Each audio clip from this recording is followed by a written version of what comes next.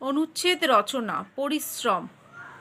যে কোনো রকম কাজে নিযুক্ত থেকে দেহ মন পরিচালনা করাকেই বলা হয় পরিশ্রম। এই পরিশ্রম মানুষের চিরসাথী। পরিশ্রম ছাড়া কোনো কাজই হয় না। জীবিকার জন্য মানুষকে আজীবন পরিশ্রম করতেই হয়। পরিশ্রম মানুষের জীবনে দুভাবে কাজ করে, শারীরিক ও মানসিক।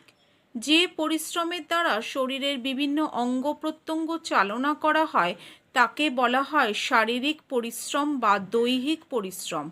আর যে পরিশ্রমের দ্বারা মস্তিষ্ক চালনা করা হয় তাকে বলা হয় মানসিক পরিশ্রম। খেলাধুলা করা, চাষাবাদ করা ও কলকারখানায় হাতের কাজ করা ইত্যাদিকে বলে দৈহিক পরিশ্রম। আর লেখাপড়া, চিন্তা ভাবনা, গবেষণা ও আবিষ্কার করা ইত্যাদিকে বলে মানসিক পরিশ্রম।